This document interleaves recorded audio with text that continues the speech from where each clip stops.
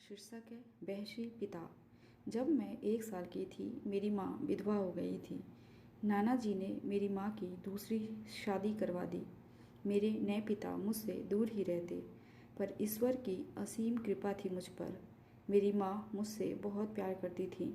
मेरे नए पापा जाने किन लोगों के साथ उठते बैठते धीरे धीरे नशे के आदी हो गए थे। अब मैं 3 वर्ष की हो चुकी थी और मेरा भाई भी इस दुनिया में आ चुका था। मुझे पापा से बहुत डर लगता था। जब वह सुबह खाना खाकर चले जाते तो उनके पीछे सारा दिन मैं उधम चौकड़ी करती, परंतु जैसे ही शाम को घर आते मैं शांत हो जाती। पापा माँ से झगड़ते, कभी कभी हाथ तक उठा देते।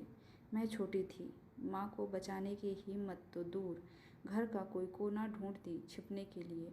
ये सब आए दिन की नौटंकी सा हो गया था। पापा शाम को शराब के नशे में धुत आते, माँ को मारते पीटते और कुछ गालियाँ देकर सो जाते। तब मैं माँ के पास जाती, आंसू पोंछने के सिवाय कुछ नहीं कर पाती। माँ मुझे छाती से लगाकर खूब रोती। उनको रोती देख मैं भी रोने लगती। ये सब देखते देखते मैं 8 साल की हो गई थी। मेरा भाई पापा का बहुत दुलारा था, इसलिए पापा ने उसका एडमिशन कॉन्वेंट स्कूल में करवा दिया और मेरा एडमिशन पास के ही एक सरकारी स्कूल में। उसकी पढ़ाई पर पापा बहुत पैसे खर्च करते, पर जब मेरी बात आती तो कुछ न कुछ बहाना बनाकर मना कर देते।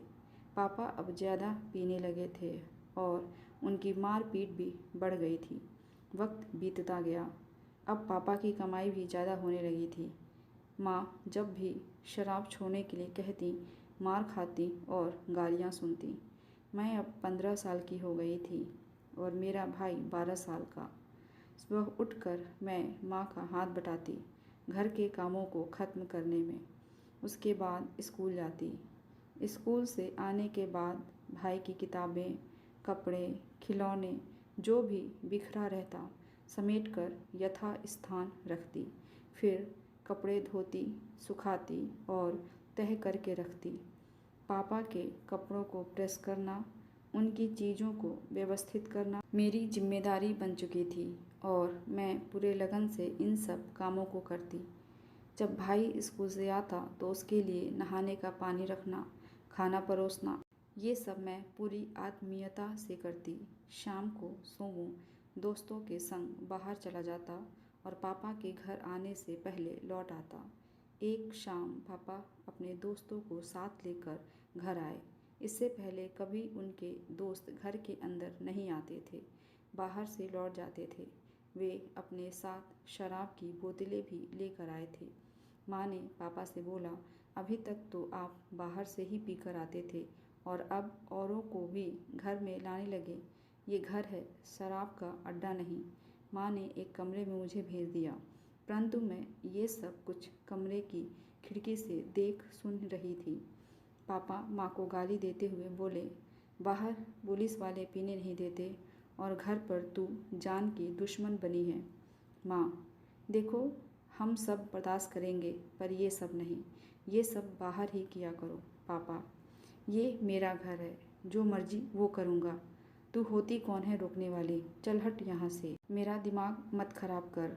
और माँ को धक्का दे दिया। माँ उस रैक से जा टकराई जिस पर बर्तन रखे हुए थे। सारे बर्तन इधर उधर बिखर गए। माँ उठी और बोली, तुमने मुझे धक्का दिया? और पापा को जोर का धक्का दिया। पापा उस मेज से जा टकराए जिस पर शराब की बोतलें रखी हुई थी। बोतलें नीचे गिरकर टूट गईं। कमरे में कांच के टुकड़े फैल गए। पापा के गिरते ही सोमू पापा को उठाने के लिए दौड़ा।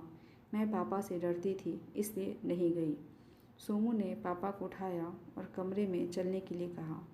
पापा गुस्से में उठे और टूटी हुई बोतल से माँ के पीछे कमर पर वार किया। माँ पापा की तरफ जैसे ही मुड़ी, पापा ने 2 बार उनके पेट पर वार किया।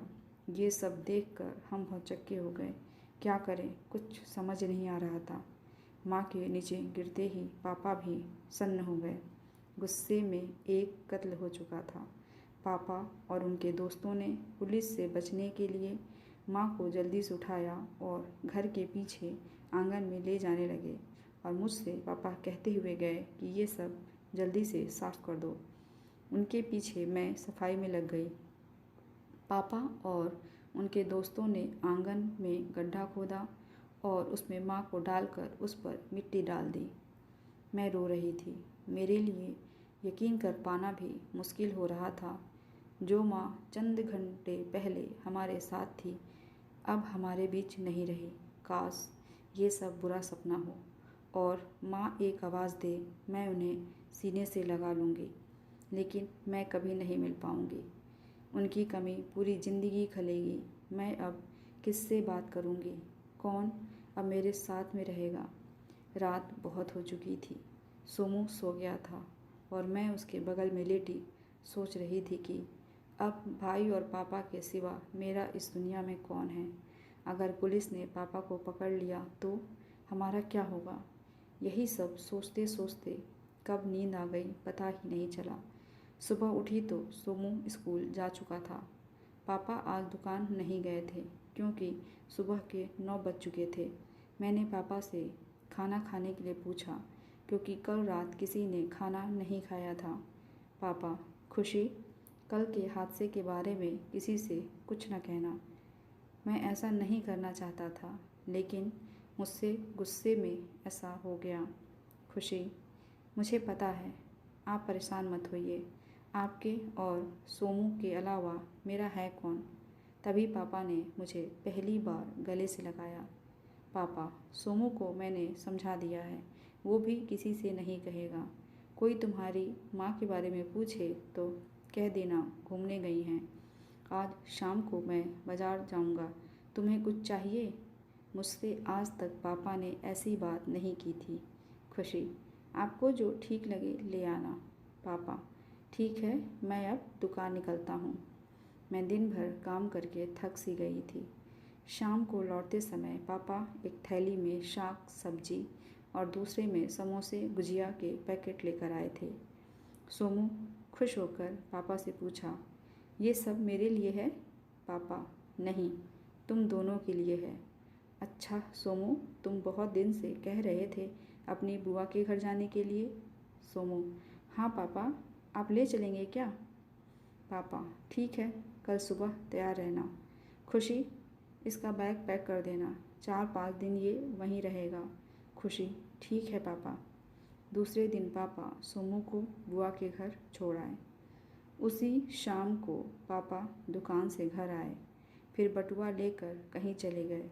शायद कुछ भूल गए होंगे और खुशी दूध गर्म करके रख देती है। 20 मिनट बाद पापा लौटते हैं।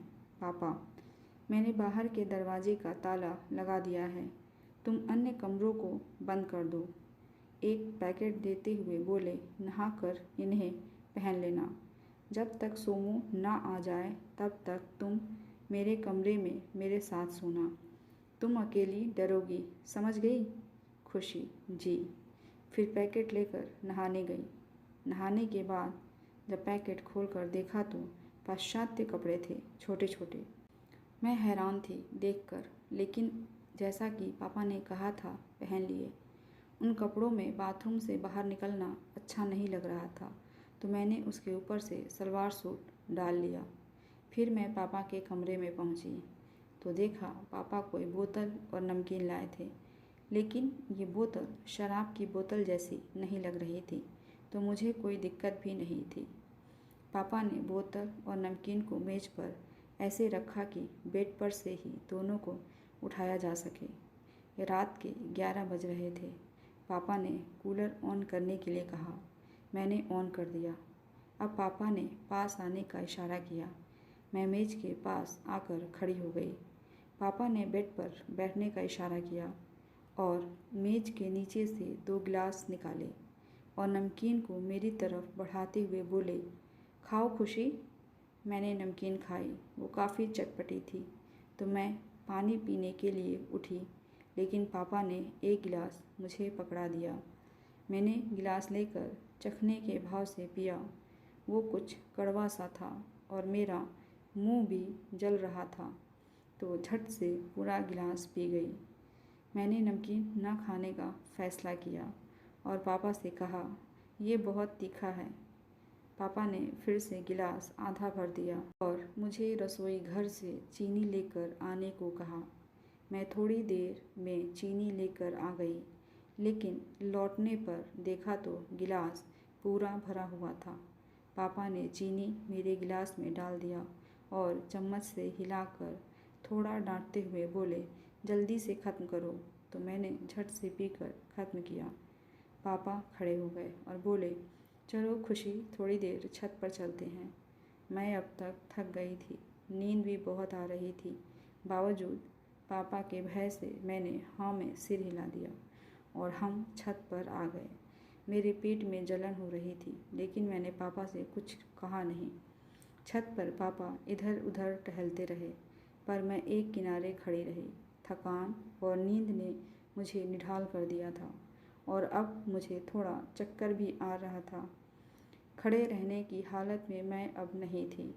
सिर में दर्द होने लगा था, पसीना भी आ रहा था। मैं छत पर ही बैठ गई। मेरे कपड़ों पर धूल लग गई थी, लेकिन इस समय इससे ज़्यादा ताकत नहीं बची थी मेरे शरीर में। अजीब सी हालत हो रही थी। तभी पापा की नज़र मुझ पर पड़ी। उन्होंने मुझे देखा और मुझसे बोले, चलो नीचे चलते हैं। मैं नीचे जाने के लिए खड़ी होने की कोशिश करने लगी और पूरी ताकत से जैसे तैसे खड़ी हुई, लेकिन मेरे पैर लड़खड़ा रहे थे और मुझे मदहोशी सी छा रही थी। मैं सीढ़ी का दरवाज़ा बंद करने के लिए भी वहाँ नहीं रुकी। पापा ने आते समय दरवाज़ा लगा दिया था। तभी मुझे लगा कि मुझे टॉयलेट जाना चाहिए। अब हर कदम भारी लग रहा था और अपनी हालत भी नहीं बता सकती थी, लेकिन जैसे तैसे टॉयलेट जाकर आ गई पापा के कमरे में। तब तक पापा अपने कपड़े उतारकर बनियाइन और कच्छे में लेट गए बेड पर। ज्यों ही मैं लेटने के लिए बेड पर बैठने वाली थी, पापा ने कहा, तुम्हारा कपड़ा गंदा हो गया है, इन्हें निकाल कर एक किनारे रख दो। अब मेरी ऐसी हालत नहीं थी कि दोबारा बाथरूम में जाकर कपड़े बदल सकूं। मैंने पापा से कहा, मेरी तबीयत ठीक नहीं लग रही है, मैं बाथरूम में नहीं जा सकती। पापा ने कहा, कोई बात नहीं, तुम रुको, मैं उतार देता हूँ। मैंने दोनों हाथ ऊपर किए। पापा ने कुर्ता उतार दिया। मैं सलवार का नाड़ा भी नहीं खोल पा रही थी। पापा ने कहा, मैं कर देता हूँ। फिर पापा ने मेरे कपड़ों को एक ओर रख दिया और बोले, तुम सो जाओ। अब मेरे शरीर पर पापा के लाए हुए पाश्चात्य कपड़े ही थे। मैं बेड पर लेट गई। पापा ने धीमी रोशनी वाला बल्ब जला दिया। मैं अब तक काफ़ी थक चुकी थी। मैं सो गई, पर अभी नींद कच्ची थी और पेट में जलन भी। तभी पापा ने बनियान भी उतार दी और लेट गए। मेरे चेहरे और माथे पर धीरे धीरे हाथ फिराने लगे। पापा, अरे खुशी, तुम्हें तो बहुत पसीना आ रहा है, चलो ये कपड़े भी निकाल दो। चलो बैठ जाओ। खुशी, नहीं, मुझे सोना है, मैंने आलस भरे स्वर में कहा। डर से मेरी धड़कनें बढ़ने लगी। पापा, चलो ठीक है, तुम नहीं उठना चाहती, नहीं सही, उस तरफ करवट लो, मैं निकाल दूंगा। फिर तुम्हें पूरे बदन में हवा लगेगी और आराम मिलेगा। चलो मुड़ो। पापा के आवाज़ में कठोरता थी। मैं पापा को गुस्सा नहीं दिलाना चाहती थी, इसलिए करवट ले ली। खुशी कुछ ही महीनों में 16 की होने वाली थी। खुशी का पिता खुशी को हवस भरी निगाहों से देख रहा था। अपनी पत्नी के रहते वो ऐसे घिनौने काम को पूरा नहीं कर सकता था। इसी कारण पहले अपनी पत्नी का कत्ल कर दिया और अब खुशी अपने पिता के साथ उनके बिस्तर पर मदहोश सी पड़ी थी।